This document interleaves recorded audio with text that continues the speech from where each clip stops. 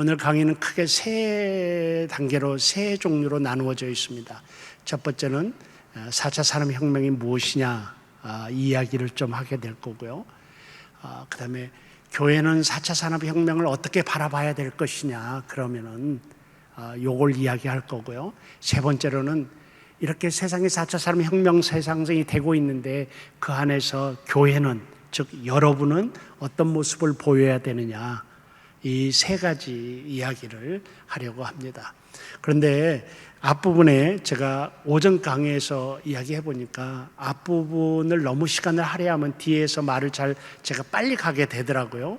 그래서 여러분들 대부분 일하고 계시고 또 사회 속에 계시니까 4차 산업혁명이라는 것이 무엇인지 여러분들이 대체로 다 이해하고 있으리라고 믿고, 또 그것을 이미 여러분들이 사용하고 있거든요, 지금. 그래서 그 앞부분을 조금 짧게 제가 원고를 읽어가는 방향에서 하고, 뒷부분에 제가 하고 싶은 이야기를 여러분들에게 좀 전달하고자 그렇게 합니다. 오늘 말씀을 먼저 세 군데 말씀을 읽고 시작하겠습니다. 다니엘서 12장 4절 말씀입니다. 다니엘아, 마지막 때까지 이 말을 간수하고 이 글을 봉함하라. 많은 사람이 빨리 왕래하며 지식이 더하리라 라고 되어 있습니다. 이 말은 다니엘 시대에 이해될 수 있는 문화와 단어들을 사용해서 앞날에 일어날 변화를 이야기하고 있는 거거든요. 성경은 그 시대 문화권에서 기록되어 있기 때문에 그 시대 수준에서 기록되어 있습니다.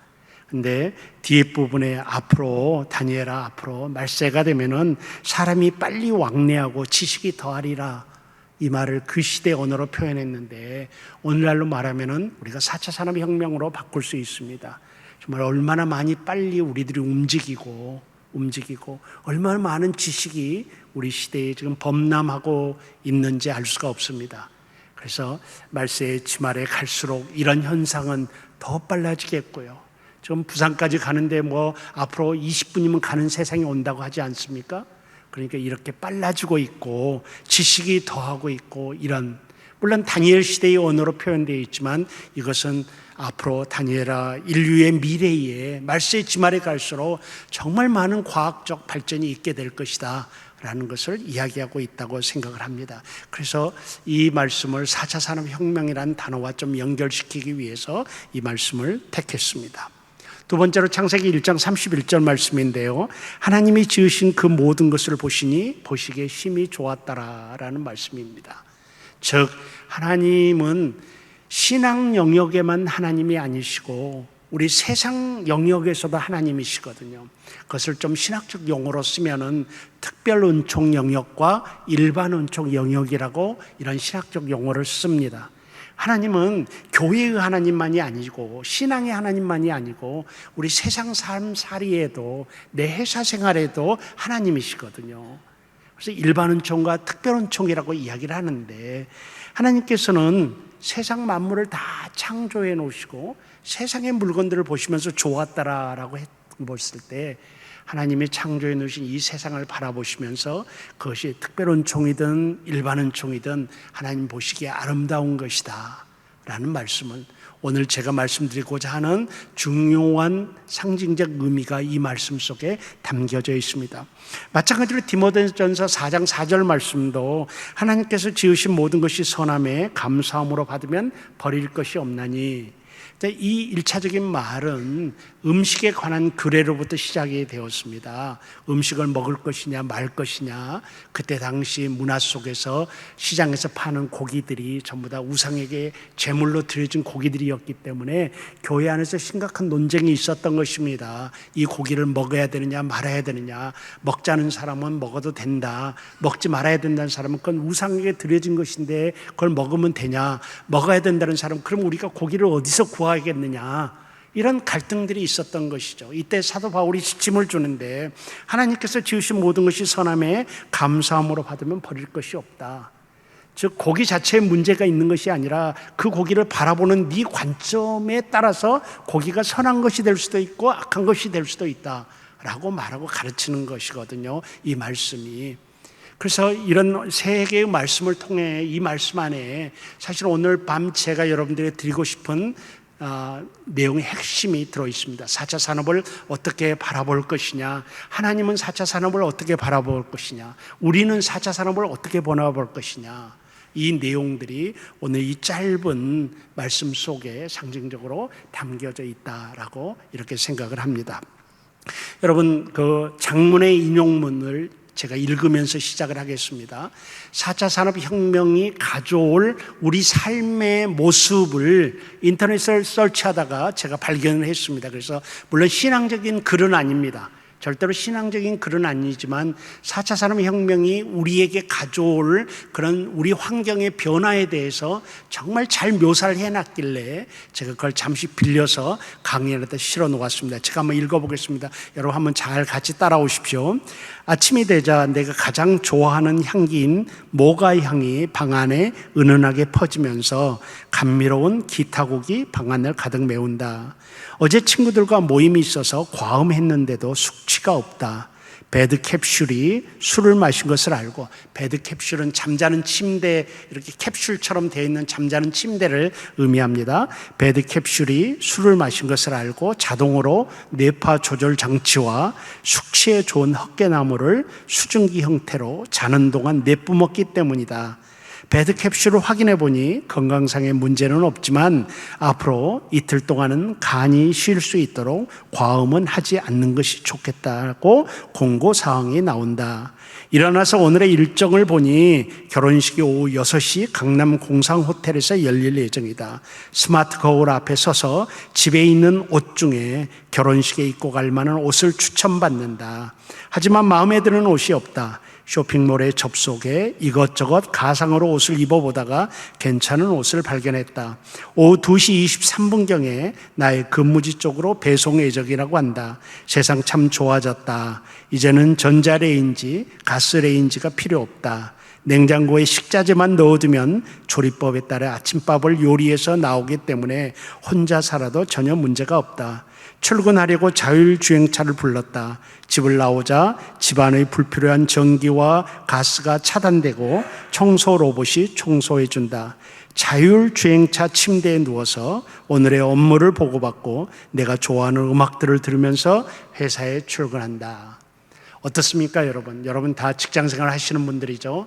정말 환상적인 장면 아니겠습니까? 환상적인 장면인데 여러분, 이게 소설처럼 들리겠지만 우리 앞에 놓여져 있는 현실입니다. 왜? 4차 산업혁명이 우리에게 가져다 주는 모습이거든요. 여러분, 외출할 때 어디 가려고 하면 좋아야 와이프는 늘 거울 앞에 서서 입을 옷이 없다고 그럽니다. 근데 이 옷장을 열어보면 다 지 옷인데 입을 옷이 없다고 그래요. 그래서 다 입어보고 벗어놓고 입어보고. 근데 이제 그럴 필요가 없습니다. 왜냐하면 스마트 거울 앞에 서면은 내 몸에다가 집에 있는 옷들을 다 걸쳐와 주는 것입니다. 그리고 딱 보고 결정하는 것이죠. 이런 세상이 지금 우리 앞에 옵니다. 정말 획기적인 게 여러분, 요리할 필요가 없습니다. 냉장고에 재료만 집어넣으면 아침에 딱 음식이 이렇게 마련돼서 나오니 여러분들 주부들이나 우리 남자들이나 저 먹을 걱정할 필요가 없게 되겠죠. 정말 획기적인 세상이 우리 앞에 기다리고 있습니다. 이런 우리의 삶이 곧 우리 앞에 펼쳐질 것인데, 이러한 삶의 기초가 무엇이냐 할 것 같으면 오늘 우리가 주제로 삼은 제4차 산업혁명이라는 그런 것입니다. 4차 산업혁명에 대해서 저는 전문가가 아닙니다. 제가 컴퓨터 공학을 전공한 것도 아니고 어떤 미래학을 공부한 것도 아니고 저는 신학을 공부했는데 이런 내용들을 제가 관심이 있어서 연구를 하고 또 발표를 좀 하다 보니까 제가 발표한 내용들을 좀 이렇게 우리 목사님이, 담당 목사님이 발견을 하신 모양이에요. 그래서 저가 여기까지 오게 됐습니다. 그런데 제가 전공자는 아닙니다. 그래서 자세하게 말씀드릴 수는 없지만, 그러나 간략하게 4차 산업혁명이라는 것이 도대체 무엇인가에 대해서 말씀을 드리고 먼저 넘어가려고 합니다. 제4차 산업혁명은 그러면은 4차라고 하면은 그 안에 앞에 뭐가 있었다는 얘기겠습니까? 1차부터 3차가 있었다는 얘기입니다. 그래서 여러분 강의안을 보시게 되면은 그 인류 역사 단계별 산업혁명이 있습니다. 그 박스로 제가 그려 놓았는데 거기에 보면은 이제 구분이 있습니다.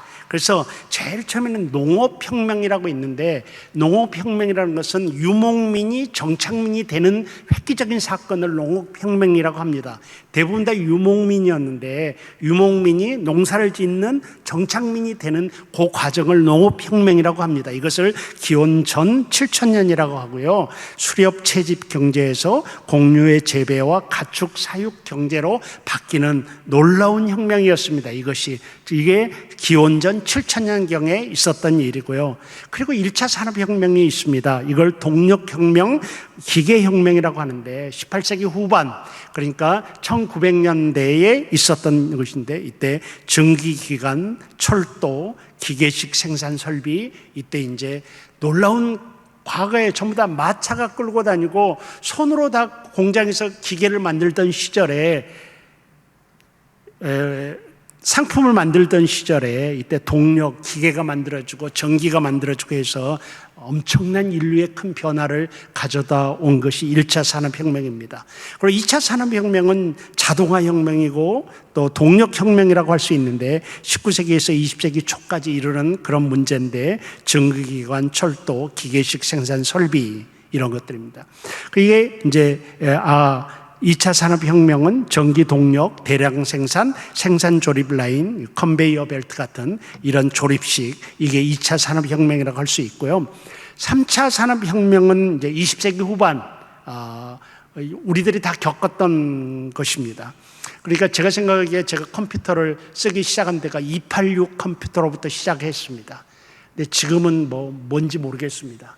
그러니까 저희들 세대, 우리들 세대에 일어났던 것이 3차 산업혁명인데, 이건 디지털 혁명이라고 이야기를 합니다. 그래서 컴퓨터와 전자기기, 인터넷 정보통신, 자동화 생산이라고 합니다. 그리고 4차 산업혁명이 이제 우리 자녀들이 지금 겪고 있고, 우리가 그 바뀌는 순간의 혁명 과정 중에 우리가 살고 있습니다. 지금 이것이 뭔가 하면 초연결혁명이라고 해서 2015년 이후로부터 우리가 계산을 하는데, 사물 인터넷, 빅데이터, 인공지능, 나중에 간단하게 좀 설명을 하겠습니다만은 이런 현상들이 지금 일어나고 있는 것입니다. 그래서 우리나라에서는 4차 산업혁명이라는 단어를 굉장히 많이 쓰지만, 실제로 4차 산업혁명이라는 이 단어를, 이 표현을 쓰는 나라는 그렇게 많지 않습니다, 사실은. 그리고 대부분의 나라들은 3차 산업혁명의 연장으로 보지 따로 4차 산업혁명으로 이렇게 분류하는 나라는 그렇게 많지 않습니다. 그런데 대표적으로 우리나라는 굉장히 4차 산업혁명이라는 단어를 많이 쓰고 있습니다. 사실은 그것은 이전 정권에서 전략적으로 사용한, 정치적 차원에서, 정치권에서 먼저 사용했던 말입니다. 그러니까 정치권에서 그 정치가들에 의해서 사회 혁신의 동력으로 이 단어를 쓰게 된 것입니다. 물론 이 단어가 우리나라에서 만들어낸 단어는 아닙니다. 이 단어는 2016년 1월 스위스 다보스에서 열린 제45회 세계경제포럼이라는 그런 정기적으로 1년에 한 번씩 열리는 포럼이 있는데, 경제포럼인데 이것을 우리는 흔히 다보스 포럼이라고 이렇게 이야기를 합니다. 여러분 많이 들어보셨을 것입니다. 이 다보스 포럼에서 처음으로 2016년에 사용했던 그런 단어입니다. 그래서 사실은 이 단어를 써서 3차 산업혁명과 구별시킬 수도 있고요. 그러나 3차 산업혁명의 연장선인 것만은 분명합니다.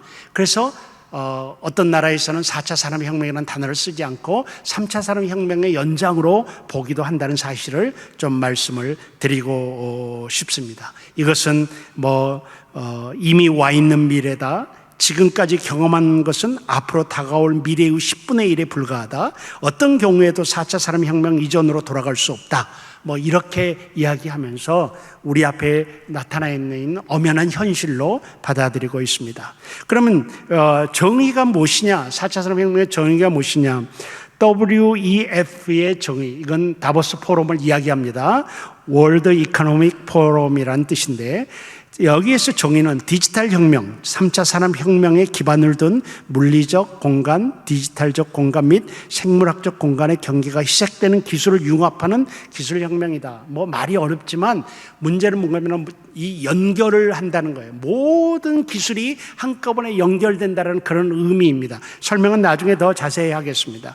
두 번째로 인공지능의 출현으로 사람의 두뇌를 대체하는 시대가 도래하는 것을 의미합니다. AI라고 그러죠. 인공지능에 의해 자동화와 연결성이 극대화되는 단계로 많은 기대와 우려가 있다. 염려스러운 부분도 있습니다. 지금 여기서 사람들이 원하는 형태로 제품과 서비스가 즉각 제공될 수 있도록 기술이 개발되고 활용되는 것을 의미합니다. 여러분 오늘 밤에 뭘 신청해 놓으면 내일 새벽에 도착하잖아요. 배달이. 이런 것들이 전부 다 지금 여기서라는 모토입니다. 그래서 4차 산업혁명은 지금 여기서 내가 원하는 것, 이게 바로 이루어지는 것입니다. 그래서 좀 총알 무슨 배송이라고 그러죠? 로켓 배송. 이런 것들 말입니다. 전부 다 4차 산업혁명의 결과물로 우리에게 주어지는 것입니다. 그 철학이 적용되고 있는 그런 모습이거든요. 그래서 그런 거고요. 그래서 모든 것이 상호 연결되고 보다 지능화된 사회로 변화를 되는 것입니다. 모든 것이 상호 연결되어 있습니다. 여러분이 지금 이 자리에 와 있지만 여러분은 여러분의 가족과 지금 연결되어 있습니다. 뭐로? 스마트폰 하나로 연결되어 있습니다.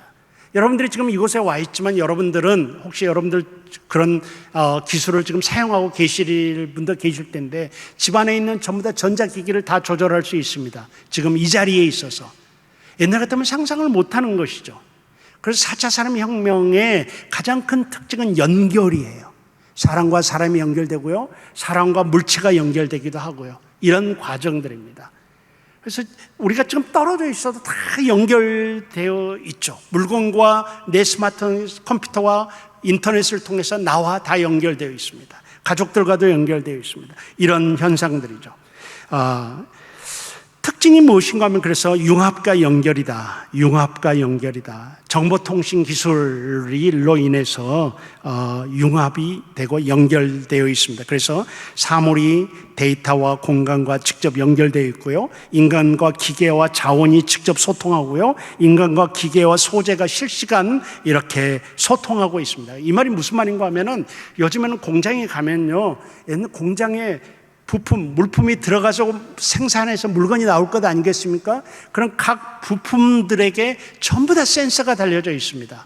그래서 옛날에는 사람이 옆에서 물건을 집어넣고 부족함을 갖다 채워놓고 이런 일들을 사람이 다 해야 되는데 지금은 센서가 다 당겨가지고 자기네들끼리 다 알아서 합니다. 그래서 사람은 당연히 이 사무실 앉아서 컴퓨터 하나로 컴퓨터를 보면서 소재들과 소통을 하고 있는 것입니다. 사람과 컴퓨터와 소재가, 사람과 기계와 부품이 서로 이렇게 커뮤니케이션을 하고 있다는 얘기죠. 그러니까 옛날에는 사람이 다 해야 되는 일이었지만 지금은 한 사람이 컴퓨터 앞에서 모든 일을 다 해결해 버리는 것입니다. 이런 시대에 이걸 가리켜서 우리는 융합과 연결이라고 할 수가 있습니다. 그다음에 두 번째 특징은 초지능화죠. 초지능화. 이것은 뭔가 하면은 인공지능과 빅데이터가 연결된다는 의미입니다. 여러분, 인공지능은 AI죠. AI라는 것을 인공지능이라고 합니다. 우리보다 훨씬 더 똑똑합니다. AI가 있습니다. 이 AI와 빅데이터가 연결되어 있습니다. 이걸 가리켜서 초지능화라고 할 수가 있는데 이것은 뭐냐면 빅데이터가 여러분 다 아시겠죠. 빅데이터는 정보입니다. 우리의 자산이거든요. 21세기의 자산이 빅데이터입니다. 그래서 수많은 정보들이 있습니다. 예를 들어서 쉽게 이야기하면은 저에 대한 정보를 다 수집하고 있습니다. 예를 들어서 저에 대한 정보를 다 알고 있는 것이죠. 그게 저에 대한 빅데이터입니다. 내가 인터넷 서치를 하면 무엇을 서치하는지, 내가 인터넷에서 뭘 구입하면 뭘 구입하는지, 내가 인터넷에서 뭔가를 기사거리를 클릭하면 어디에 관심이 있는지, 이런 것들이 전부 다 AI가 저를 수집하고 있다고 생각하시면 됩니다. 그래서 나에 대한 모든 정보를 갖고 있습니다. 이것이 빅데이터입니다. 그리고 이 빅데이터를 분석을 합니다. 이걸 알고리즘이라고 합니다. 그죠? 그래서 이 빅데이터를 분석을 해요. 그래가지고 양현표란 저 인간은 가만히 이런 상황이 되면 이렇게 하더라. 저 인간은 이런 음식을 좋아하더라. 저 인간은 시간이 나면 꼭 이쪽에 가서 관심사를 보이더라. 이런 게 다 이게 정리가 되는 것입니다. 이게 초지능화라는 것이죠. 그래서 AI가 나에 대한 빅데이터를 가지고 놓고 알고리즘을 통해서 나에 대한 분석을 다 하고 있다는 얘기입니다. 예를 들어서. 그러니까 여러분, 이제는 내가 백화점 앞에 딱 갑니다. 그럼 백화점에 가면은 컴퓨터가 딱 로봇이 기다리고 있다가 제가 가도 제 얼굴을 인식하고 어서 오십시오, 양현표님. 깜짝 놀라겠죠? 그리고 왜 오셨는지 압니다. 그리고 내가 관심 있는 것을 거기다 화면으로 다. 그리고 내가 관심 있는 옷을 내 몸에다 입혀서 보여주고요. 그러니까 여러분들, 지금 여러분들에게 광고가 오잖아요. 스마트폰에 광고가 오잖아요. 대부분 여러분에게 맞춤 광고가 옵니다. 여러분들이 그 이전에 스마트폰이나 인터넷으로 여러분이 설치하고 관심 있어 하고 이런 것들이 있지 않습니까? 그러면 그거에게 기억하고 있다가 그 맞춤형 광고가 여러분 각자에게 지금 오고 있습니다. 실제적으로요. 여러분 뭐 하나 산다고 설치해 보세요. 그러면 그 다음 며칠간은 그 내용이 계속 광고로 여러분 앞에 뜨게 되어 있습니다. 그런 내용들이. 이런 것들을 우리는 초지능화라고 이렇게 이야기할 수 있습니다. 저는 우리 실생활에 대한 이야기를 했지만 이것들이 정말 국가적으로 적용됐을 때, 국가적으로 적용되는 빅데이터가 국가적으로 적용됐을 때 어마어마한 재산이 되고 정보가 될 수 있는 그런 거라고 할 수 있습니다. 그 다음에 세 번째로는 예측 가능성입니다. 앞에서 이미 설명을 했습니다. 나에 대한 빅데이터를 다 갖고 있기 때문에 나를 예측해요. 예측이 가능해집니다. 이런 세상, 이런 특징이 있습니다. 그래서 융합과 연결, 초지능화, 예측 가능성 이런 것들을 4차 산업혁명의 특징이라고 할 수가 있습니다. 현상들은 어떤 것이 있느냐? 그래서 여러분 많이 들었던 내용일 것입니다. 인공지능이 있죠. 인공지능, AI가 있습니다. 그래서 정말 대단하죠. 이 AI들 집에 무슨 뭐 조그만 이런 게 있는데 오늘 날씨가 어떠냐 그러면은 거기서 아주 말끔하게 대답을 해 줍니다. 내 말을 못 알아들으면 못 알아들었습니다까지 하는 얄미운 그런 반응을 하더라고요. 다시 말해달라고 하는 이런 AI들이 우리 앞에 기다리고 있죠. 정말 대단한. 여러분, 그래서 앞으로는 자녀들을 지식 암기로 키우는 세상은 필요 없습니다. AI가 이제 나중에 전부 다 상용화가 될 겁니다. 지금 우리들이 가지고 있는 핸드폰도 이미 AI 기능이거든요. AI 기능. 근데 나중에는 이 AI 기능이 아주 뭐 넥타이 핀만하게 만들어지기도 하고요. 나중에는 칩으로 돼가지고 우리 몸에 삽입될 수도 있고요. AI가. 그렇게 되면은 여러분, 지식을 애우는 것은 아무런 의미가 없습니다. 지금은 훨씬 더 잘 알고 있습니다. 그런 것들은. 그래서 여러분들 자녀 교육을 앞으로는 지식을 암기하게 하는 교육보다는 그건 몰라도 됩니다. 어학도 안 해도 됩니다. 사실은 지금은 무슨 뭐 통역하는 기계들 다 있고요. 그 다음에 직접 번역해가지고 내가 한국말로 하면 가서 어느 나라 말로 다 나오고요. 그리고 이건 점점 발전하게 될 겁니다. 앞으로. 그렇게 되면은 언어의 장벽도 무너지게 되거든요. 이런 것들이. 그래서 이런 것들을 생각하시면 여러분 조금은 엉뚱하게 자녀들을 교육할 필요성은 있다고 생각을 합니다. 결국은 뒤에 가서 말하겠지만 AI가 할 수 없는 것, 그건 창의력이에요. AI가 할 수가 없는 것, 우리 인간의 감성이에요. AI는 우리의 감성을 가질 수 없어요. 이런 거거든요. 근데 그런 차원으로 자녀들을 이끌어가는, 근데 부모들이 불안해서 그렇게 못하죠. 우선 당장 시험 점수가 급하니까 지금도 암기하게 하고 이러는데 한번 여러분들이 통크게인가? 자녀들을 좀 엉뚱하게 키워볼 필요는 있습니다. 제가 생각하기에 정말로 이 시대에 왜냐하면 AI하고 싸워서 이길 사람은 아무도 없습니다. 우리 인간에게 있어서.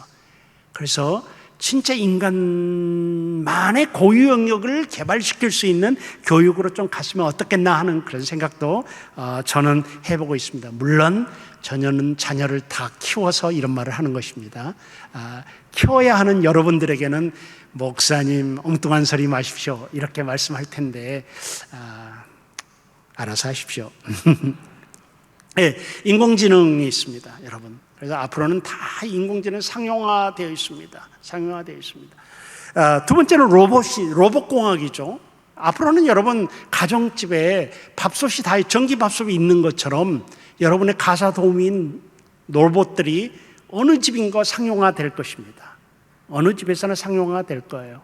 그래서 그 로봇들이 다 우리의 삶을 도와주게 될 터인데 그 정도로 로봇이 이제 앞으로 발달하게 될 것입니다. 그래서 지금은 이제 신문 기사를 쓰는 로봇이 있고요, 재판을 하는 로봇이 있고요, 로봇 변호사가 있고요. 정말 어마어마한 그런 어떤 지식을 가지고 로봇 의사가 더 정확히 진단한다면서요. 하여튼 뭐 이렇게 이제 점점점. 여러분 이런 말은 좀 제가 안 드리고 싶은데 드디어 독일에서는 프리칭 로봇이 나왔습니다. 설교 로봇. 설교를 이제 로봇이 하는 시대가 되고 있습니다. 근데 정말 잘한답니다. 설교를 정말 잘한답니다. 그러니 이제 로봇 설교를 들을 때가 여러분이 곧 올지도 모르겠습니다. 근데 하여튼 로봇 안에, 설교 로봇 안에 기독교 2000년 신학 지식을 다 집어넣습니다. 칩 하나면 되니까 거기다 다 집어넣습니다. 2000년 동안 문서로 남은 설교 원고를 다 집어넣습니다. 로봇 원고에다. 그리고 7월 1일이 맥주 감사 주일이잖아요. 그럼 7월 첫 주가 그러면 로봇아, 이번 주가 맥주 감사 주일인데 우리 교회 형편은 이렇고 우리 교회 성도들에게 내가 강조하고 싶은 건 이런 건데, 그래서 카테고리를 딱 설정해서 집어넣고 야, 설교 원고 하나 써라. 1분 만에 30분짜리 설교 원고가 최고의 작품으로 툭 튀어나오는 세상이 우리 앞에 펼쳐지고 있습니다. 물론 거기에 영성이 있지는 않죠. 그래서 여러분들은 로봇이 만드는 설교 원고 같지 않아도 목사님의 설교를 들어야 됩니다. 왜냐하면 거기에는 영성이, 경건의 모습이 들어있지 않기 때문에. 아무튼 그렇습니다. 그런 세상이 이제 로봇이 우리를 기다리고 있습니다. 그 다음에 사물 인터넷이라고 하는 것은 영어로 IoT라고 하는데 인터넷 오브 띵스라는 뜻입니다. 그럼 모든 것들에게 인터넷을 붙이는 것이죠. 사물들에게. 그래서 여러분 다 붙여져 있습니다, 여러분. 그래서 예를 들어 집에 불이 켜져 있으면 여러분 스마트폰으로 집에 불 켜졌다고 연락이 오는 것이죠. 왜냐하면 거기에 인터넷이 붙여져 있는 것입니다. 전부 다. 이런 것들, IoT, 사물 인터넷, 딥러닝, 빅데이터, O2O. O2O는 이런 뜻입니다. 온라인 투 오프라인. 이것을 O2O라고 이렇게 이야기를 하는데, 이런 건 이것입니다. 온라인과 오프라인을 서로 연결시키는 것입니다. 예를 들어서 있지 않습니까? 우버 아십니까? 우버는 자기 택시 한 대도 없이 세계에서 제일 큰 택시 회사입니다. 우버는. 또 에어비앤비라는 웹사이트 아시죠? 숙박업. 이들은 자기 호텔 하나도 없습니다. 근데 세계에서 제일 큰 호텔 사업체입니다. 배달의 민족은 자기 식당 하나도 없습니다. 그런데 우리나라에서 가장 큰 요식업체입니다. 자기 식당 하나도 없습니다. G마켓, 자기 상점 하나도 없고 자기 공장 하나도 없습니다. 그럼에도 불구하고 G마켓에서 아니면 쿠팡 같은 데서 우리나라에서 가장 굴지의 어떤 물건 파는 그런 백화점을 갖고 있습니다. 그러니까 이렇게 보게 되면 자동차 한 대도 없이 운송업을 하고 호텔 하나도 없이 숙박업을 하고 식당 하나도 없이 요식업을 하고 가게 하나도 없이 물건을 파는 세상이 되고 있습니다. 이걸 O2O라고 이렇게 이야기를 하고 있습니다. 그래서 이것은 이런 걸 가르쳐서 우리는 플랫폼 기업이라고도 합니다. 플랫폼이 뭡니까? 플랫폼은 우리가 기차를 타기 위해서 기차 들어오기 기다리는 그 서 있는 곳을 플랫폼이라고 하지 않습니까? 그래서 사람들이 올라오는 장소를 이야기합니다. 그래서 이 플랫폼 기업들은 플랫폼만 만들어 주는 것입니다. 그래서 서로 연결을 이 플랫폼 위에서 연결을 해서 필요한 사람들이 사가고 가져가고 도움을 받는 이걸 그래서 플랫폼 기업이라고도 하고요. 이렇게 해서 지금은 그래서 단순히 연결하는 것만으로도 거대한 기업이 만들어질 수 있는 이것도 4차 산업혁명의 한 줄기로 한 현상으로 이야기할 수 있습니다. 무인 운송수단, 무인 항공기, 무인 자동차, 드론, 3D 프린팅, 3D 프린팅, 나노기술, 가상현실, 증강현실, 융합현실, 양자암호, 알고리즘, CPS, 이런 지금 다 설명을 할 수 없고요. 저도 깊이는 모르고요. 이런 현상들이 여러분 직장생활 하시고 사회생활 하시면 들어보셨을 텐데 이런 것들이 전부 다 이제 4차 산업혁명에 나타나는 현상들이라고 할 수가 있습니다. 유비쿼터스도 있습니다. 유비쿼터스는 사실은 종교적인 용어입니다. 유비쿼터스는 하나님의 편재성, 신학적으로 보면 신의 편재성, 신은 아니 계신 곳이 없잖아요. 그래서 하나님의 그 전재성, 어디든지 존재하는 신들이 어디든지 존재하는 그 모습을 라틴어로 이제 어원을 찾으면 유비쿼터스라는 그런 것입니다. 그러니까 유비쿼터스란 말은 이제 우리 그래서 오늘날의 4차 산업혁명에서 사용하고 있는 단어인데 어디서든지 내가 일할 수 있다는 뜻입니다. 그런데 예를 들어서 저는 구글 드라이브라는 그런 클라우드를 쓰고 있습니다. 구글 드라이브를 쓰게 되면은 제 모든 자료를 구글 회사에서 제공하는 그 공중에 떠 있는 클라우드, 구름 같은 보관소에다가 제가 다 집어넣는 것입니다. 그러면 내가 여기 있든지 집에 있든지 연구실에 있든지 미국에 있든지 어디서든지 내가 그 자료를 접근할 수가 있는 거예요. 그래 옛날처럼 자료를 들고 다닌다거나 옛날처럼 자료가 한 곳에 뭉쳐져 있어서 내가 무슨 일을 하기 위해서 반드시 내 연구실을 가야만 된다거나 이런 일은 필요 없다라는 것입니다. 내가 어느 곳에 있든지 가서 내 일을 접속을 해서 일을 꺼내서 일을 할 수가 있게 되는 거예요. 그래서 이런 현상들을 유비쿼터스 현상이라고 이렇게 하고 이거 역시 4차 산업혁명의 중요한 현상으로 그래서 재택근무가 가능해지게 되고요. 지금 제 아들이 미국에 사는데 이번에 한 5주 동안 저희 집 방문을 하다가 돌아갔는데 집에 와서 똑같이 일하는 거예요. 옛날 같으면 상상을 못하죠. 그런데 한국에 있지만 미국을 그대로 접속해서 미국 일을 다 자기 직장 일을 감당하는 모습을 보면서 이게 바로 이제 4차 산업혁명의 한 현상이다라고 우리가 이야기할 수 있는 그런 것이죠. 또 플랫폼 기업, 블록체인, 온디맨드 경제, 메타버스 여러분들께서 요즘에 많이 하는 그런 내용들입니다. 자, 이런 현상들을 자세하게 이야기 안 했지만 이 정도로 제가 말씀드리고 싶은 것은 저보다 더 잘 아시는 분들도 계시겠죠. 그렇지만 제 요점은 그것입니다. 어마어마한 충격적인 변화다. 이걸 말씀드리고 싶은 것입니다. 어마어마한 충격적인 변화다. 그래서 근데 이 충격적인 변화를 코로나19로 인해서 더 빨리 우리에게 다가왔습니다. 더 빨리. 그래서 코로나19 시대에 제4차 산업혁명은 인간의 생존이 가능하도록 돕고 있으며 동시에 제4차 산업혁명의 전개를 촉진하고 있다.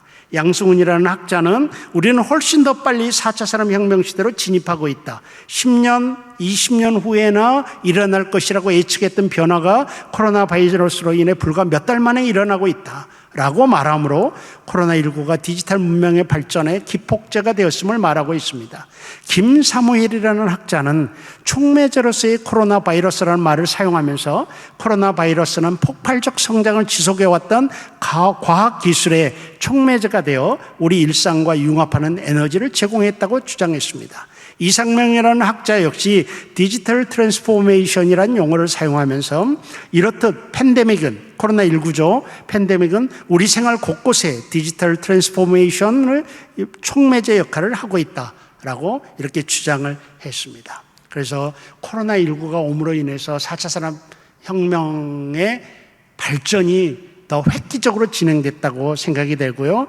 그래서 결과를 보게 되면은 기술 산업 구조의 변화가 오게 돼 있습니다. 기술 산업 구조의 변화. 그래서 인간의 노동력 가치가 하락하고요. 인건비가 하락하게 될 것입니다. 그리고 ICT, Information and Communications Technology라는 기술 발달이 있고요. 스마트 비즈니스가 스마트 비즈니스는 아까 말했던 플랫폼 기업이랄지 1인 기업도 요즘에는 이 4차 산업혁명에서는 1인 기업도 얼마든지 성공할 수 있는 그런 가능성을 제공하고 있습니다. 그리고 개인 간, 노동자 간, 그리고 국가 간 빈부격차가 심화되는 부정적인 면도 가져옵니다. 고용구조의 변화인데요. 현재 인간의 직업이 대다수 사라지게 된다는 어떤 학자들의 결론이 있습니다. WEF, 아까 말했던 다보스 포럼인데요. 다보스 포럼에서 주장하기는 현재 7세 이하 어린이가 사회에 나가 직업을 선택할 때가 되면 65%는 지금 없는 직업을 갖게 될 것이다 라고 이렇게 이야기하고 있습니다. 또 직무 역량의 변화도 있고요. 큰 변화의 시대가 온다. 인간의 삶에 커다란 변화를 가져온다라고 하고요. 새로운 기술의 등장은 단순히 기술적 변화에 그치지 않고 전 세계의 사회 및 경제 구조에 큰 변화를 가져온다라는 이런 생각이 있고요.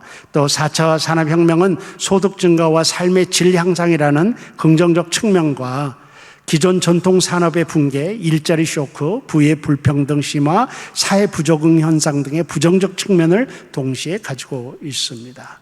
특별히 사회생활을 하시는 여러분들은 그래도 이 사회에 적응이 빨라질 수 있는데 나이를 드셨거나 아니면 가정에서만 머무는 분들은 적응하기가 대단히 이 사회 적응, 부적응 현상이 나타날 수밖에 없고요.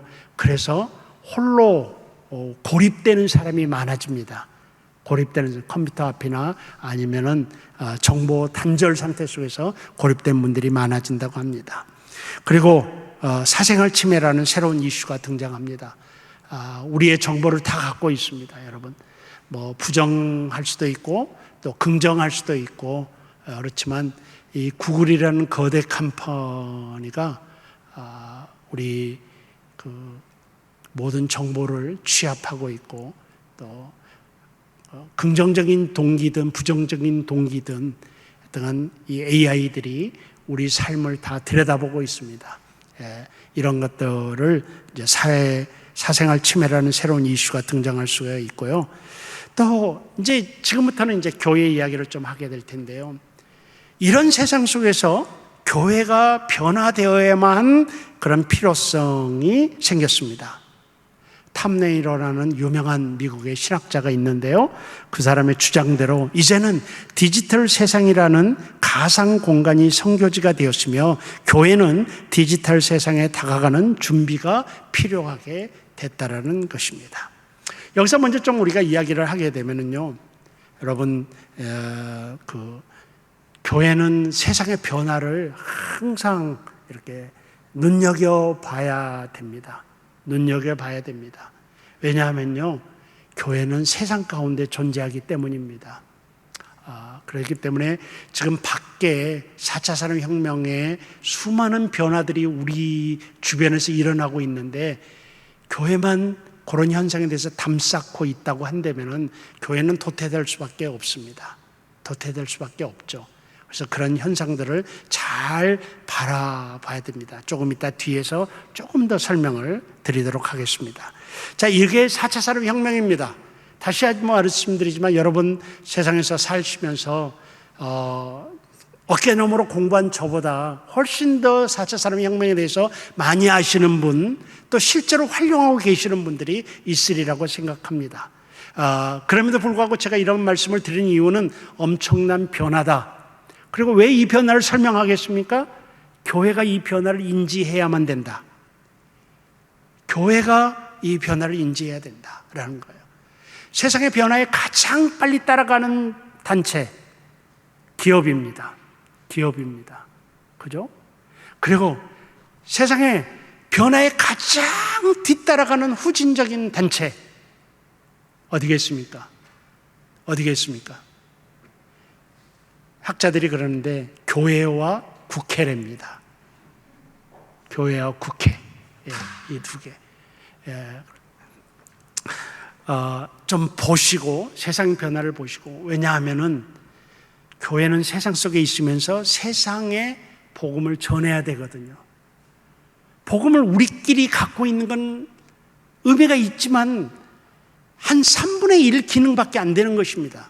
복음은 우리 안에 갖고 있는 것이 아니라 내가 가졌으면 그 복음을 밖에다 세상에 전달해야 됩니다.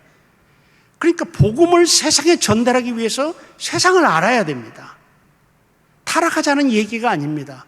세상이 지금 어떤 문화권 속에 있고 세상에 지금 어떤 세상으로 사람들이 살고 있는지, 정말 우리들이 보수 교단일수록 그 일을 잘 못하는 거예요.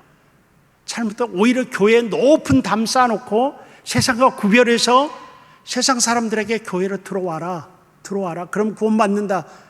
요즘은 안 들어옵니다. 교회 안에 안 들어옵니다. 방법이 뭐겠습니까? 우리가 세상으로 나가야 됩니다. 복음을 들고 나가야죠. 이건 이제 이 모습이 우리에게 필요한 거죠. 그러기 위해서는 세상을 알아야 되는데 특별히 4차 산업혁명이라는 것을 알아야 됩니다. 사실 우리가 더 알아야 될 것은 세상 문화 속에 오늘날 포스트 모더니즘이라는 철학이 있습니다. 포스트 모더니즘이 세상을 지배하고 있습니다, 지금. 그러니까 젊은이들의 사상 구조, 젊은이들의 생각하는 방법, 여러분들의 자녀들이 어떤 문화권 속에 빠져 있는가 하면은 포스트 모더니즘이라는 문화 속에 빠져 있습니다. 때문에 부모가 자녀들이 빠져 있는 포스트 모더니즘에 대해서 이론적으로라도 알고 있지 못한다고 한다면은 우리가 하는 말이 모더니즘, 우리는 모더니즘입니다. 여러분들은 모더니즘입니다. 포스트 모더니즘은 모더니즘 이후 세상을 포스트 모더니즘이라고 합니다. 그러니까 우리 모더니즘으로 아무리 자녀들에게 이야기해봤자 자녀들은 이미 포스트 모더니즘 안에 있습니다. 그렇기 때문에 부모의 목소리가 잔소리로밖에 안 들리고 부모가 나하고 우리하고 통하지 않는다고 하는 것입니다. 그러니까 오늘 부모 노릇하기도 힘듭니다. 공부하셔야 됩니다. 포스트 모더니즘. 더 중요한 게 자녀들은 이미 디지털 제너레이션입니다. 디지털 세대입니다. 그들은 나면서부터 디지털을 가지고 태어났습니다. 그렇기 때문에 그들은 그 문화 속에 완전히 빠져 있는데, 부모들은 여러분 그 컴퓨터 발견 아세요? 286 세대, 386 세대 이런 말이 있죠. 저도 한 286부터 컴퓨터를 손을 댄 것 같은데, 그렇게 하면 안 통하는 것이죠. 교회도 마찬가지예요. 교회도 세상이 지금 어떤 세상인지를 알아야 될 것입니다. 그래서 그들에게 복음을 전할 수 있어야 되는데, 여러분, 복음은 물과 같습니다. 여러분, 우리가 물 압니다. 물 알죠? 물의 존재를 압니다. 물이 반드시 있다는 것 압니다. 근데 물을 누구에게 전할 때 어떻게 전합니까? 물 자체를 집어서 전할 수 있습니까? 물 자체를 집어서 전할 수 없습니다. 물을 전하기 위해서는 반드시 물을 전달할 그릇이 필요합니다. 그릇. 그렇지 않으면 물을 전달할 수 없습니다. 물이 틀려서가 아닙니다. 물이 없어서가 아닙니다. 물은 있습니다. 우리가 압니다. 물의 존재를. 근데 그 물을 누구에게 전하려고 한다면은 물 자체로는 절대로 전할 수 없습니다. 물을 담을 수 있는 그릇이 필요합니다. 그릇으로 전달하는 것입니다. 우리가 복음을 압니다. 복음의 진실성도 압니다. 복음의 내용도 압니다. 복음이 있다는 거 압니다. 근데 그 복음을 어떻게 전하겠습니까? 복음 자체로는 전해지지 않습니다. 반드시 그 복음을 전달하는 툴이 필요합니다. 전달하는 그릇이 필요합니다. 그릇이 필요해요. 그렇다면 그 그릇이 뭐겠습니까? 우리가 그 그릇을 알아야 되는 것이죠. 그럼 이 시대에 통용되는 그릇으로 전해야 된다는 것입니다.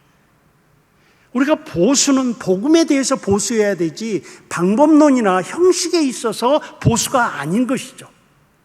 우리는 보수 신학을 지킨다 하는 것은 형식을 지킨다는 의미, 껍데기를 지킨다는 의미라기보다는 복음의 가치, 그 진리성 자체를 지킨다는 것이죠. 그러면 이 복음을 전달하기 위해서는 그릇이 필요하고 껍데기가 필요합니다. 여러분 요즘에 밥 먹는데 옛날 온시대처럼 흙그릇에다 밥을 퍼준다고 해보십시다. 아니면 나무 그릇에 여러분 밥을 퍼서 준다고 해보십시다. 여러분 억지로 먹기는 먹겠지만 속으로 이렇게 생각하겠죠. 요즘 시대에 누가 이런 그릇을 써? 그럴 거 아니겠습니까? 여러분 우리들의 저희 어머니의 어머니 세대들이 녹그릇을 쓴 것 같습니다. 그러니까 노 닦고 그랬는데 이 녹그릇을 쓰면은 어떤 고전적인 말씀이 있지만 녹그릇으로 밥 먹는 사람이 지금 누가 있습니까? 있다고요? 인정합니다. 예. 없다라는 게 아닙니다. 보편적으로 특별하게만 통하는 것입니다. 그것은 특별하게. 그럼 우리가 이런 생각입니다. 그럼 복음을 이 시대의 젊은이들에게 교회마다 주일학교가 망해간다고 하는데 이유가 뭐겠습니까? 그들이 선호하는 그릇을 사용하지 않는 것입니다. 복음이 틀린 게 아니라 그 복음을 담는 그릇이 매력적이지 않는 거예요, 애들에게. 그러다 보니까 애들이 복음에 대해서 그릇 보고 아예 관심이 없는 것이죠, 이렇게들이. 근데 오늘날 우리들은 교회들은 보수라는 이름 아래서 옛날 그릇을 계속 지키고 있는 것입니다. 이대로만 해야 된다는 것이죠. 우리에게는 맞지만, 기성세대에게는 맞지만 다음 세대들은 맞지 않는 것입니다. 다시 본론으로 돌아가겠습니다. 세상이 4차 산업혁명 세상 속에 있습니다. 그러면 교회는 4차 산업혁명 그 세상 속에서 복음을 전달하기 위해서 어떤 그릇을 사용할 것인가? 에 대해서 심각한 고민이 필요하다라는 것이죠. 자, 4차 산업혁명의 결과인 디지털 문명을 교회는 어떻게 바라보아야 하는가? 디지털이 교회의 본질을 해소하는 죄악된 문명인가? 아니면 교회의 본질과 상관없는 교회가 이 시대에 사용할 수 있는 도구인가? 코로나19 시대와 포스트 코로나 시대에 교회는 4차 산업혁명의 결과물인 이 디지털 문명을 교회가 존재하기 위한 도구로 사용할 수 있는가? 사용할 수 있다면 어디까지 사용할 수 있는가? 이런 것입니다. 이 질문에 답하기 위해서 아주 간단하게 이야기를 하겠습니다. 교회는 항상 특정함을 수용해 왔습니다. 이 말은 무슨 말인가 하면은 교회는 앞에서 이야기했듯이 진공 상태에 존재하지 않습니다. 교회는 무인도나 깊은 산속에 존재하지 않습니다. 교회는 거리에 존재하고 시장에 존재하며 노동 현장에 존재하고 각종 전염병이 창궐하는 그 지역 그 땅 위에 존재합니다. 그래서 교회는 항상 특정 시대의 특정 환경과 특정 장소에 존재했습니다. 여러분의 교회도 특정한 장소 위에 특정한 환경 속에 존재합니다. 이 지역에 존재합니다. 이 지역에 오랫동안 존재해 왔습니다. 그래서 그 특정함 안에서 교회로 존재하기 위해서 교회는 언제나 실존적인 도구가 필요합니다. 교회가 처한 특정함 속에서 도구를 사용하지 아니하면 교회는 드러날 수 없습니다. 교회는 드러날 수 없습니다. 아까 말했지만 복음이 드러나는 것은 그 복음을 담는 그릇이라는 특정한 도구가 필요하기 때문입니다. 그 시대 사람들이 인식할 수 없는 교회라고 한다면은 교회 존재 가치가 정말 없습니다. 만약에 여러분의 교회가 이사를 했습니다. 만약에 말이에요. 이사를 했습니다.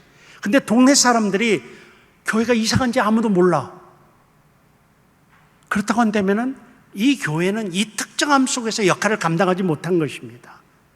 물론 이 큰 교회가 이사 가면 다 알겠죠. 상징적으로 제가 예를 들어서 말씀을 드리는 것입니다. 그래서 그런 특정함을 계속해서 수용해 왔습니다. 기독교 역사가 그런 것입니다. 이런 것들을 우리가 봤을 때 우리들이 지금 4차 산업혁명의 이런 수많은 것들을 교회들이 저거 사용하면 되나 안 되나, 저걸 어떡하나 고민을 많이 하고 있습니다. 그런데 저는 일반원 청년에 일어나는 그 모든 일들을 우리가 면밀하게 보고 복음을 전하는 도구로, 복음을 전하는 그릇으로 사용하는데 두려워하지 말라고 말하고 싶은 것입니다. 그걸 사용하는데 두려워하지 말고 결국은 아까 우리가 성경 말씀도 있었지만 그러한 일반원총의 영역들을 바라보고 사용하는 우리 자신에게 문제가 있는 것이지 그것 자체가 제약됐거나 그것 자체가 교회의 본질을 무너뜨리지는 않는다는 것입니다. 결국은 기술이 문제가 아니고 과학의 문제가 아니고 사람이 문제라는 것이죠. 사람이 문제라는 것입니다.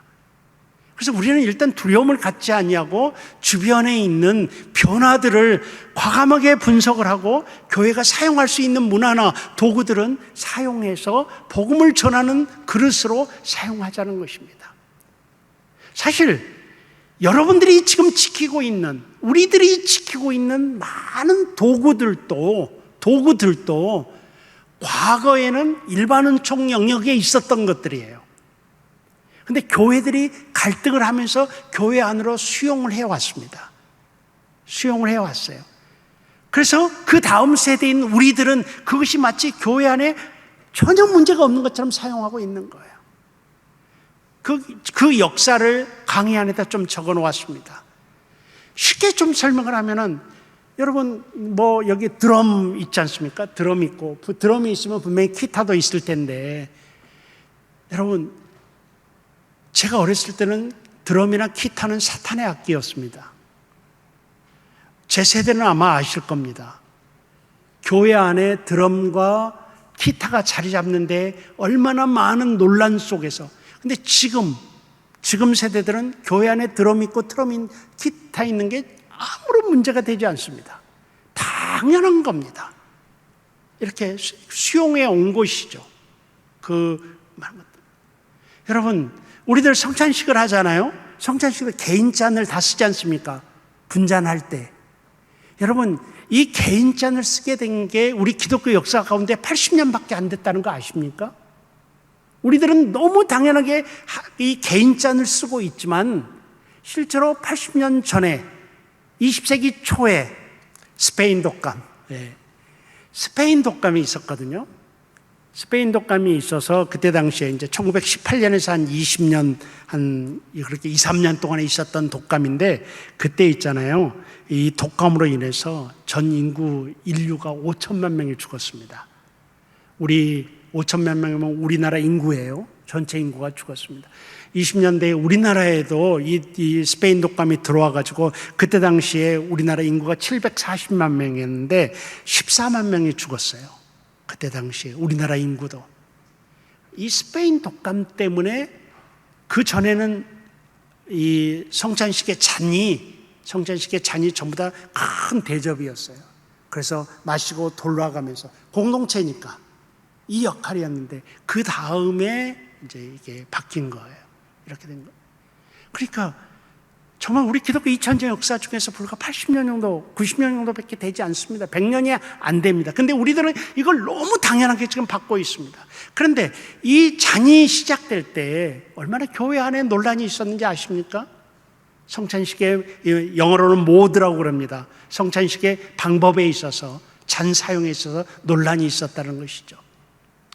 그래서 그런 역사들을 이제 이곳에 쭉 강의 안에 좀 적어 놓았습니다. 어쩔 때 교회들은 얼마나 갈등을 했었고, 얼마나 내부적으로 대결이 있었고, 왜냐하면 밖의 문물이 일반은총 영역의 어떤 현상들이 교회 안으로 들어올 때 항상 교회 안에서는 내적으로 심각한 갈등이 있었고 그 갈등을 거치면서 일반은총의 영역을 거룩한 교회의 문화로 수용해 왔다는 사실을 이야기를 말씀드리는 것입니다. 마찬가지로 지금 4차 산업혁명에 있는 수많은 일반은총의 기술들이 있는데 우리들은 이것들을 활용해야 되는데 주저할 필요는 없다라고 이렇게 생각을 하는 것이죠. 이것을 그릇으로 잘 사용했으면 좋겠다라고 이렇게 생각이 들어요.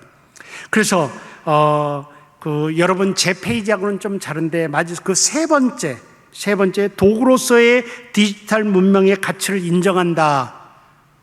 이런 내용을 한번 보시겠습니다. 교회는 4차 산업혁명의 결과물인 디지털 사용에 두려워할 이유가 없다. 탐 레이너를 이야기합니다. 디지털을 교회를 위한 현대 로마의 길이라고 평가를 했습니다. 그는 1세기 로마 전파의 도구로 중요하게 사용되었던 도구가 로마 제국이 그들의 야망을 위해 건설한 도로이었다는 사실을 지적하고 있습니다. 그는 혹자가 디지털이 악한 도구라고 할 수 있음을 인정하면서도 그러나 동시에 디지털이 교회를 위한 유용한 도구임을 주장하고 있습니다. 그러니까 이제 내용을 설명을 하면은 로마가 왜 길을 닦았습니까? 그건 전쟁을 위한 거였습니다. 침략을 위한 것이었죠. 의도가 분명했습니다. 두 의도입니다. 군사를 이동시키고 그다음에 세금을 걷기 위한 것이었습니다. 이게 두 의도입니다. 그래서 로마는 길을 많이 냈죠. 모든 길은 로마로라는 말이 있듯이. 왜 했느냐? 이 두 가지 목적을 해서 냈습니다. 그래, 악한 동기로 만들어진 것이죠. 유대인 입장에서 보면 저 길 때문에 식민지가 된 것이죠. 길을 미워할 수밖에 없죠. 저 길 때문에 공물을 바쳐야 되고 세금을 내야 되고 로마의 통치를 쉽게 받을 수 있는 것이죠. 그리고 그 길 위에는, 로마가 만들어놓은 길 위에는 강도와 어마어마한 그런 일들이 많이, 악한 일들이 일어나죠. 근데 만약에 그 길이 없었다고 한다면 사도 바울의 전도 여행이 어떻게 됐겠습니까? 여러분, 수많은 학자들이 다 동의하는 게 그겁니다. 바울에 있어서 로마가 만들어놓은 길이 없었다고 한다면 복음 전파는 불가능했다. 바울이 그 길을 이용한 것입니다. 그러니까 세상 속에서 바울 유대인의 입장에서 봤을 때는 아주 불순한 동기로 만들어놓은 로마의 길이었습니다. 그런데 바울은 그 길을 사용해서 복음 전파의 통로로 사용했다는 것이죠. 만약 그 길이 없었다고 한다면 바울은 그렇게 돌아다닐 수 없었습니다. 그러니까 우리가 지금 일반은총의 영역에서 수많은 우리들이 사용할 수 있는 것들이, 복음 전파를 위해서 사용할 수 있는 것들이 있다면은 그것들을 우리들이 활용하고 오히려 복음을 전파하는데 유용하게 사용하는데 여러분이 두려워할 이유는 없다라는 것이 제가 가지고 있는 그런 생각입니다. 그러면 이제 4차 산업혁명으로 인한 디지털 문명에 대한 교회의 대처가 무엇이냐? 일단은 긍정적으로 우리가 접근하고 앞으로 4차 산업혁명에 대해서 우리가 수많은 복음 전파의 도구를 사용해야 되겠지만 그러나 대처가 필요하다. 그 내용을 좀 이야기하고 마치도록 하겠습니다. 세상이 말하는 4차 산업혁명에 대한 대처가 있습니다. 먼저 세상은 지금 4차 산업혁명을 어떻게 대처하고 있느냐 할 때 범정부 차원에서 전략적으로 대처해야 된다. 신성장 동력 발굴을 위한 과학기술 경쟁력을 강화해야 된다. 정부의 이야기입니다. 지금 이 직무 역량 제고를 위한 기술 습득 및 역량 개발에 대한 투자가 필요하다. 가치 판단을 잘해야 할 필요성이 있다. 기계와 기술이 감당하지 못할 영역으로 승부를 준비해야 된다. 그래서 혁신이 필요하다. 창의력이 절대적으로 필요하다. 복합 문제 해결 능력 및 인지 능력, 사고 유연성, 창의성, 논리, 수학적 사고 등에 대한 요구가 높아질 것이다. 여러 가지 자료들에서 제가 뽑아왔습니다만은 우리가 다 몰라도 될 것 같아요. 그런데 세상은 지금 이렇게 이 문제에 대해서 국가적으로, 기업적으로 지금 이렇게 대처를 하고 있습니다. 그렇게 했을 때 교회는 어떻게 해야 되느냐 이거죠. 4차 산업혁명 시대에 기계화되어 있고 모든 것이 이렇게 컴퓨터로 연결되고 있고 이런 상황 속에서 교회는 어떻게 해야 되느냐. 교회 역시 4차 산업혁명으로 인한 디지털 문명을 그리고 적극적으로 활용해야 된다. 이 시대 교회는 이 시대의 필수 요소로 할 수 있는 디지털을 잘 활용할 수 있어야 한다. 안종배라는 학자는 미디어를 지혜롭게 잘 활용하되 하나님의 뜻에 합당하게 그리고 순결한 메시지를 담아 퍼져나가도록 노력해야 할 것을 강조했습니다. 오늘날 교회는 디지털, 온라인 그리고 미디어 등을 통해서 복음을 전파하고 교회의 기능을 감당할 수 있도록 더욱 적극적으로 대처할 필요가 있다. 디지털 문명 역시 하나님의 섭리에 의한 것으로서 하나님 나라와 의를 확산하는 도구로 여기는 것이 바람직하다. 디지털에 대한 교회의 관점 전환이 필요하다는 것이죠. 적응력이 강한 한국 교회이다. 코로나19 사태로 인해 교회는 전혀 예상하지 못했던 상황에 부딪혔다. 코로나19 사태로 인해 교회는 교회 안팎의 심각한 이슈들과 직면하고 있다. 교회가 직면한 그 모든 위기와 이슈들의 원인을 한마디로 정리하면 그것은 바로 코로나19로 인한 비대면 시대가 도래했기 때문이다. 여기서 제가 굉장히 중요한 말씀을 여러분들께 드리고 싶은 건데 있잖아요. 우리가 어쩔 수 없이 비대면 예배를 드렸고 어쩔 수 없이 비대면 목회를 했고 어쩔 수 없이 우리가 집에서 예배를 드리고 했었습니다마는 그것은 어떤 의미에서 교회의 위기로 종착될 수 있다는 것입니다. 교회의 위기로 다가갈 수 있다는 이야기죠. 비대면 시대는 우리 교회에 많은 위기와 이슈들을 제공했습니다. 신학적 싸움을 제공했습니다. 과연 비대면 예배가 예배인가? 반대쪽에서는 왜 예배를 한 곳에 모여서만 드려야 하는가? 수많은 논쟁들을 가져왔습니다. 사실은 우리 한국교회가 두 쪽 날 뻔한 그런 심각한 갈등들이 이 비대면 세상 속에서 우리 한국교회들이 부딪히게 되었던 것이죠. 그래서 이런 비대면 그런 위기가 왔는데 교회는 생존력이 강합니다. 그래서 여튼간 그런 상황 속에서 교회들이 살기 위해서, 살아남기 위해서 비대면 시대에 직면한 교회들은 부랴부랴 비대면 시대에 적응하기 위한 수단을 동원하기 시작했죠. 소위 말해서 바로 4차 산업혁명의 결과물들인 디지털 문명들을 재빠르게 수용하고 재빠르게 교회 안에 적용했습니다. 활용했습니다. 그 결과 한국교회는 디지털 문명을 이용한 비대면 온라인 목회 시대를 열었습니다. 교회의 생존 능력은 대단히 뛰어나서 교회가 코로나19가 발발한 지 불과 1, 2년만 밖에 지나지 않은 지금 비대면 온라인 목회는 교회의 한 형태로 자리 잡았습니다. 그래서 온라인 예배, 온라인 기도회, 온라인 신방, 온라인 교육, 온라인 회의 등 각종 목회 활동이 비대면화 됐습니다. 어쩔 수 없는 상황이었다고 저는 판단이 됩니다. 그러나 우리 목자 여러분, 정말 제가 간절하게 말하고 싶은 것이 있는데 그렇다고 해서 교회가 비대면 목회, 비대면 예배를 결코 정당화할 수는 없습니다. 왜냐하면 교회는 원래 대면 공동체입니다.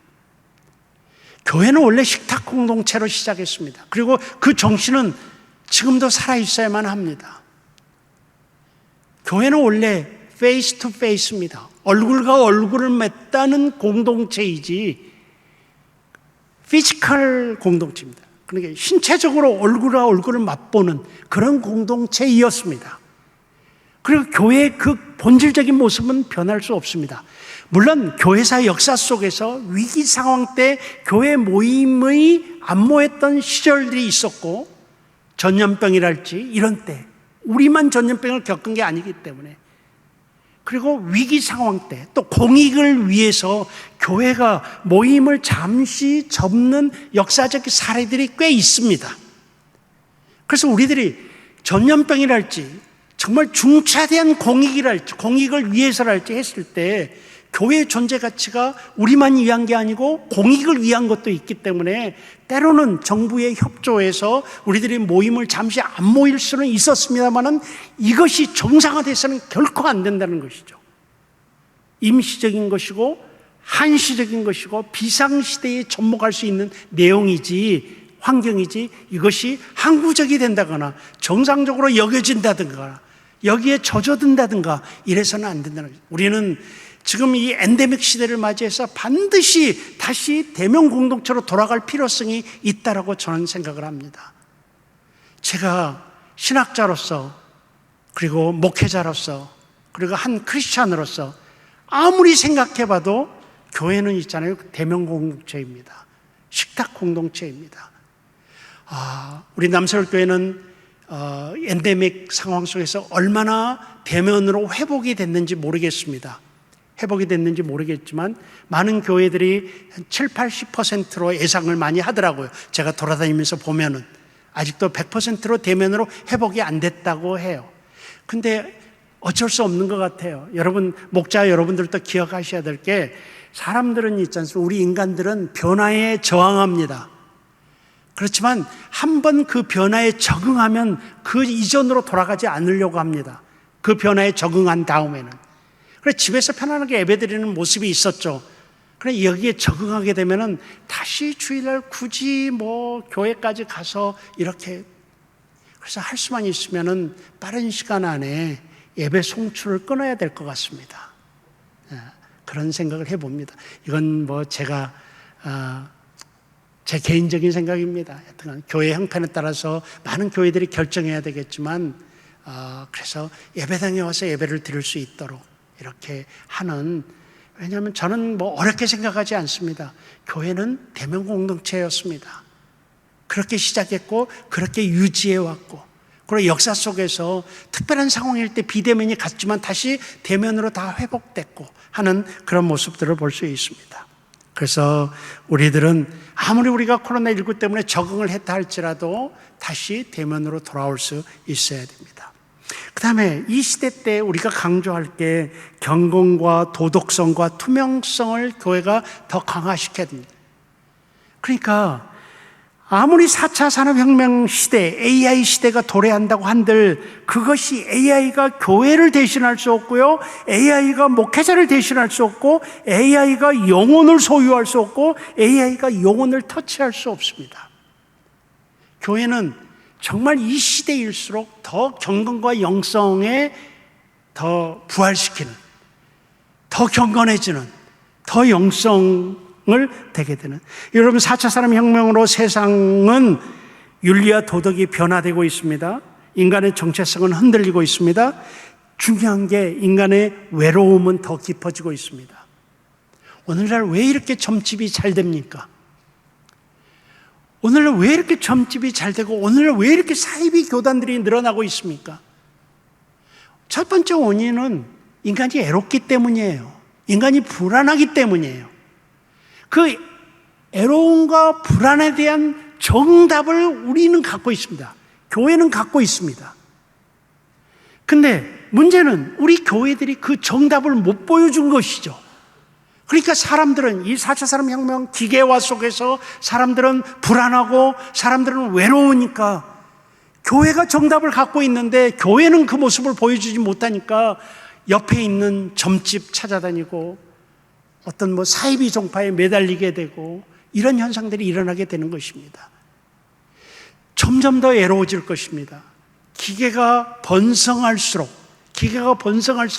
사람들은 소외될 것이고, 사람들이 소외될수록 외로움은 커질 것이고, 외로움이 커질수록 우리 인간은 혼자 살 수 없기 때문에 뭔가를 찾을 수밖에 없습니다. 근데 그걸 교회가 진짜 정답을 갖고 있는데 그 모습을 못 보여주는 것입니다. 그래서 코로나19 이 시대, 그리고 4차 산업혁명 시대를 대할 때 여러분들은 정말 경건과 영성으로 승부를 보셔야 됩니다. 왜 이 말씀을 드리겠습니까? 바로 평신도 목회자인 목자들이 그래야 된다는 것입니다. 목자들이 경건해야 되고, 목자들이 정말 목회자적 심성을 가지고 이 시대에 여러분 목장 식구들에게, 또 목장 식구들 주변에 있는 비신자들에게 그런 모습을 보여줄 때 정말로, 그래서 저는 우리 학생들에게도 이야기합니다. 세상이 목회하기 어렵다고 한다. 세상이 교회 생태계가 어려워졌다고 한다. 근데 그 다음 말을 제가 합니다. 그게 정상이다. 원래 목회는 어려운 것이다. 원래 전도하기는 쉽지 않다. 원래 신앙생활 하는 것이 쉬운 것이 아니다. 지금 생태계가 어렵다고 한다. 정상적이다. 그리고 그 다음 제가 강조하는 말씀이 진짜 제대로 된 시대를 만났다. 이렇게 이야기를 하는 것입니다. 여러분, 진짜 목자 노릇하기 좋은 시대에 우리가 살고 있습니다. 영적으로 보게 되면은 진짜 참된 목자들이 드러날 수 있는 이 시대에 살고 있다는 것입니다. 기회입니다. 오히려 4차 산업혁명이 일어나고 있는 이 시대야말로 진짜 영성과 경건으로 접근하는 사람에게는 세상이 다 블루오션입니다. 우리들은 흔히 레드오션이라고 해요. 전도하기가 레드오션이라고 이야기합니다. 그런데 실제로는 블루오션입니다. 여러분 생각해 보십시오. 길거리에 10명 중에 2명만 교회 다니고 있는 나라가 우리나라입니다. 10명 중에 2명만 교회 다니고 있습니다. 여러분 주변에 다 예수 믿는 사람이니까 주변이 다 예수 믿는 사람 같지만 천만의 말씀입니다. 우리는 20%가 안 됩니다. 교회 다니는 율이. 길거리에서 만나면 2명만 교회 다닙니다. 8명이 교회를 다니지 않습니다. 여러분, 우리는 다 믿는 사람들이니까 그런 걸 생각하겠지만 세상에 안 믿는 사람은 우리들을 이상한 사람으로 보고 있습니다. 교회 다니는 우리들을 이상한 사람으로. 근데 우리들은요, 교회도 그렇고 우리들도 그렇고 그 20%에만 관심을 두고 있어요. 20%만. 그럼 20%에 관심이 두고 있으니까 레드오션이죠. 힘들죠. 근데 사실은 80%가 우리의 밥비예요. 우리의 밥. 우리들이 대면할 수 있는 80%가 4차 산업혁명이 있는 이 세상 속에 비신자 80%가 있단 말입니다. 우리가 정말 영성으로 경건으로 접근하게 되면은 그들은 우리의 블루오션이 될 수가 있다는 사실을 기억하시고 관점을 조금만 바꿨으면 좋겠습니다. 관점을 조금만 바꾸면 세상에 전도서 세상들이 너무 많습니다. 그런데 그들을 상대할 때 그들이 있는 문화권을 생각하시고 지금 4차 산업혁명 시대임을 생각하시고 우리들이 승부할 수 있는 게 기계적으로 접근하는 것이 아니라 오히려 우리의 경건으로 접근할 때 이때 놀라운 그러한 열매들이 있을 수 있다는 것이죠. 이게 뭡니까? 결국 우리들이 선교사로서 존재해야 된다는 얘기입니다. 여러분, 교회는 선교사를 파송합니다. 교회가 선교사를 파송합니다. 당연히 선교사를 파송합니다. 우리 남서울교회도 선교사를 파송했을 것입니다. 근데 교회는 선교사를 파송하는 곳만이 아니라 교회 자체가 선교사입니다. 이 생각이 좀 필요합니다. 여러분이 지금 여러분은 이 교회에 소속되어 있고 선교사를 후원하는 사람들이 아니라 여러분 자신이 선교사라는 것입니다. 예를 들어서 여러분이 지금 여러분 동네에서 사시는데 그 지역에 여러분이 선교사로 왔다고 해보십시오. 지금처럼 안 살 것입니다. 그 지역에서, 동네에서 또는 직장에서 내가 선교사로 여기에 왔어. 그러면 지금처럼 행동하지 않을 겁니다. 정말 단기 선교를 많이 다녔는데요. 단기 선교만 데리고 가면은 정말 그렇게 선한 사람들입니다. 현장에 나가면은 그냥 그렇게 선할 수가 없습니다. 있는 거 다 퍼주고요. 그냥 막 그리고 웃지도 않는 사람이 가서 그 선교지에 어린애들 쓰다듬으면서 막 예뻐해주고 말이에요. 본교에서는 볼 수 없는 모습을 선교지에 가면 보여줍니다. 놀라운 일입니다. 왜 그러겠습니까? 선교사이기 때문입니다. 거기에 가면은. 여러분, 우리가 선교사를 파송하는 것만이 아니라 우리가 선교사로 존재해야 됩니다. 교회는 하나님의 파송을 받은 선교사입니다. 여러분은 하나님께서 보내신 선교사입니다. 그래서 우리는 하나님이 하시는 통치에 우리가 동참하는 선교사가 되어야 되는 것입니다. 이것을 우리는 선교적 교회라고 이야기합니다. 선교적 교회. 그래서 오늘날 여러분 교회도 선교적 교회가 무엇인지를 좀 많이 공부할 필요가 있습니다. 그래서 너무나도 많은 사람들이 선교사를 보내기만 해. 자기는 후원자로 남아있어요. 그렇지만 교회 본질은 하나님의 보내심을 받은 선교사이다. 그럼 이 지역에 선교사로 존재하는 교회는 어떤 모습일까? 내가 사는 지역에서, 내 목장에서 내가 선교사라면 어떻게 행동을 할 것인가? 많이 생각이 달라질 것입니다. 이것으로 승부를 보셔야 됩니다.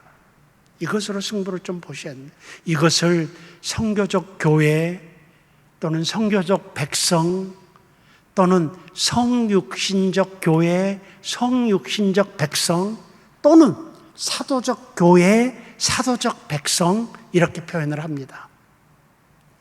그래서 여러분, 우리 이 시대에 대한민국에서 특별히 이런 여러분같이 유명한 교회죠. 여러분 이 남서울교회 유명한 교회입니다. 아십니까? 본교회 교인만 모르는 거 아닙니까? 굉장히 유명한 교회입니다. 여러분, 이런 유명한 교회가 선교적 교회가 돼야 됩니다. 이 시대 속에서. 그래서 선교사를 단지 파송하는 게 아니라 선교사로서 이 지역에 존재해야 되고 선교사로서 한국교회에 존재해야 되고 이 교회 다니는 여러분들, 특별히 목자들은 선교적 성도로서 선교사로서 있는 현장에 존재해야 되는 것이죠. 이것이 4차 산업혁명이 있는 세상을 지배하는 이 가운데서 승부할 수 있는, 승리할 수 있는 아주 중요한 요소라고 생각을 합니다. 또 계속해서 한 가지만 더 말씀드리겠습니다. 뒷부분은 또 이야기를 못할 것 같아요. 제가 원래 말이 많습니다. 원래 말이 많아가지고 뭐 시작하면은 그냥 막 근데 그래서 뒤에 한 페이지는 못할 것 같지만 그래도 한 가지만 하고 마치도록 하겠습니다. 그게 뭔가 하면은 이 시대에 기계 문명이 지배하는 이 시대에, 그래서 인간의 외로움이 깊어지는 이 시대에 목자 여러분들께서 목장을 이끌어 가시고 교회를 이끌어 가시고 또 크게는 우리 남서울교회 남서울교회 맞죠? 교회 자체 전부가 진짜 공동체의 모습으로 승부를 해야 됩니다. 공동체의 모습으로. 여러분, 기계 문명이 발달할수록 소외된 인간들이 굉장히 많아지게 되어 있습니다. 그리고 사람들은 소외돼서는 살 수 없습니다. 소외돼가지고 나오는 결과는 전부 다 정신병이든지 아니면 심할 경우 세상을 떠나는, 스스로 세상을 떠나는 결과를 가져옵니다. 우리 인간은 사회적 동물로서 혼자는 살 수 없습니다. 여러분 중에 혹시 나는 사람들이 귀찮아, 난 사람이 싫어 이렇게 생각하시는 분이 있으면 손을 한번 들어보십시오. 진짜로 들면 안 됩니다. 여러분, 그런 분이 있습니다. 왜 그런? 그런 분들은 옆에 사람이 있기 때문에 그 말을 하는 것입니다. 만약 그런 분들은 무인도에 가서 일주일만 놔둬보십시오. 아니 한 달 좀 길게 놔둬보십시오. 사람 그리워서 아주 죽을 것입니다. 근데 가졌으니까 그러는 거예요. 우리 인간들은 혼자 살 수 없습니다. 공동체를 찾고 있습니다. 정말 저는 남서울교회가 정말 공동체가 되고 여러분의 목장이 정말 공동체가 됐으면 좋겠습니다. 그럼 공동체가 뭐냐? 학자들은 여러 가지로 이야기하지만 제가 매우 쉽게 교회가 추구해야 될 공동체가 어떤 것인지를 설명을 하겠습니다. 그건 뭔가 하면은 예를 들어서 이겁니다. 여기 있는 이 형제가, 한 형제가 실직을 했습니다. 그러면 그 실직이, 아이고, 저 김군, 김영재 실직했네. 그리고 돌아서는, 이건 공동체가 아닙니다. 이건 성경이 말하는 공동체가 아닙니다. 여러분, 다시 묻겠습니다. 여러분의 아들이 실직했다고 해보십시오. 여러분 마음이 어떻겠습니까? 자세가 어떻겠습니까? 여러분의 남편이 실직을 했다면 어떻겠습니까? 그 마음이 어떻겠습니까? 그리고 어떤 행동을 하겠습니까? 공동체는, 성경이 말하는 공동체는 이 친구가 실직을 하면 내 아들이 실직한 거고, 물론 나하고 관계없습니다.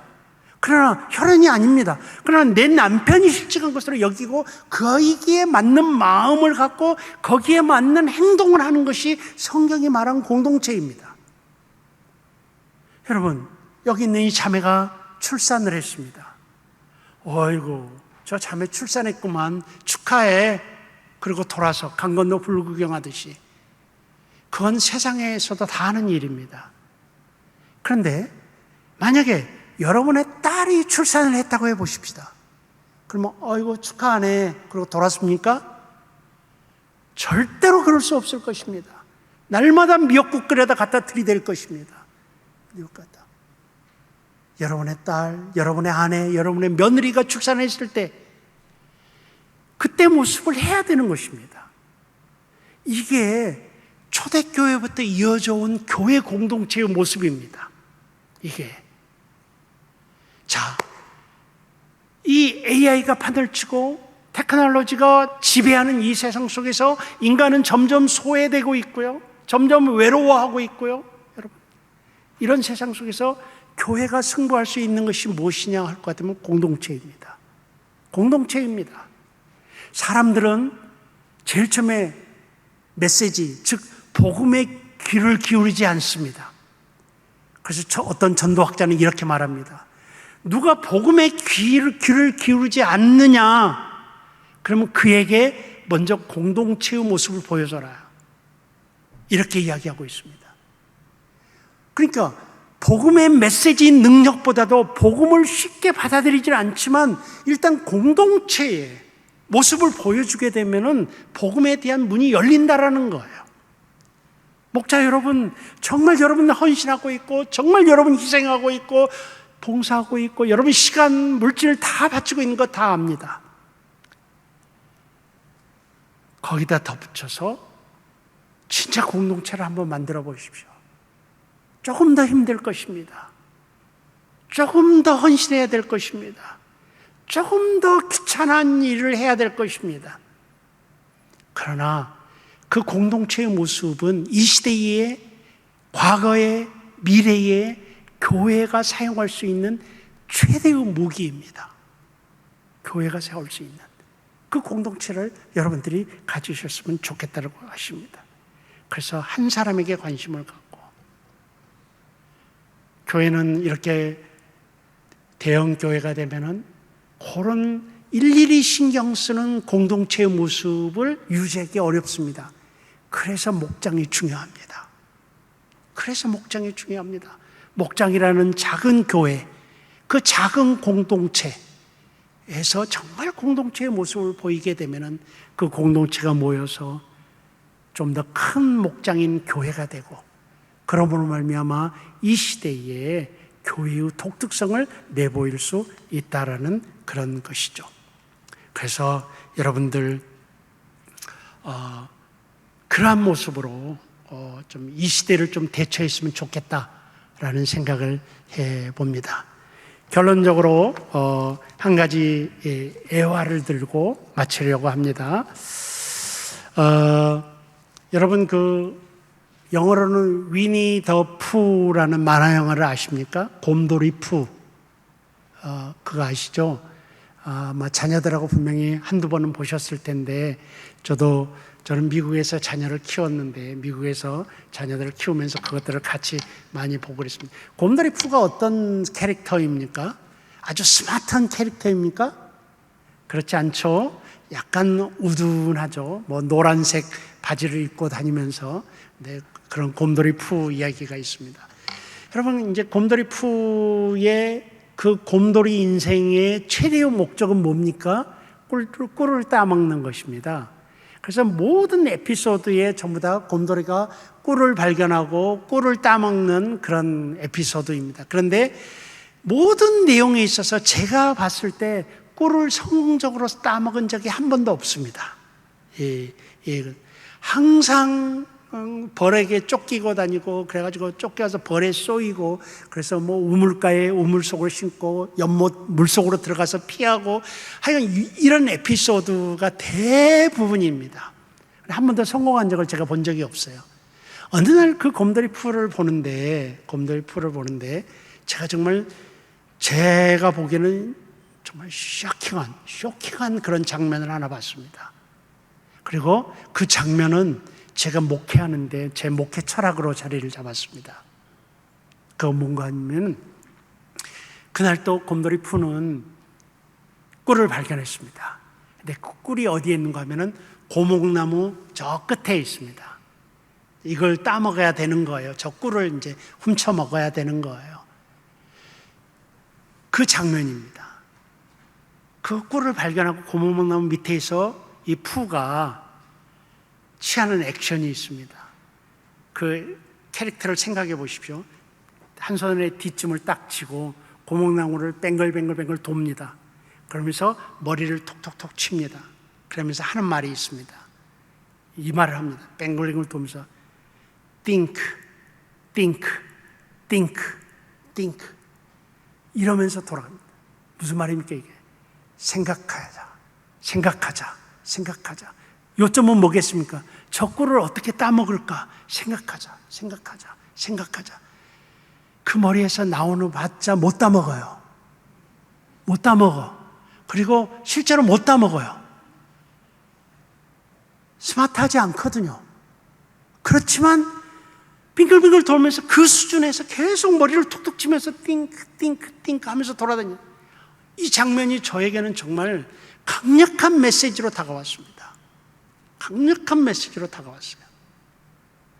그리고 그게 제 목회 철학이 됐습니다. 생각하자, 생각하자, 생각하자. 창의적이 좀 되자. 뭔가를 다르게 해보자. 다르게 생각해보자. 이걸 결론 말씀으로 좀 드리고 싶습니다. 여러분들 다 스마트 하십니까? 곰돌이 푸보다는 스마트 하시겠죠? 그렇죠. 우린 다 어리석은 인간들입니다. 부족합니다. 연약합니다. 목자의 역할을 감당하는데 자격이 없습니다. 그렇지만 여러분이 내 목해진 목장을 바라보시면서 뒷짐을 지시고 머리를 치시면서 think, 생각하자. 다르게 해보자. 창의력이자. 하나님의 지혜를 구하자. 이 자세로 좀 접근했으면 좋겠습니다. 그러면은 이 4차 산업혁명 시대에 또 포스트 모더니즘 시대에 여러분들의 목장에 큰 하나님의 은혜가 임하리라 이렇게 확신합니다.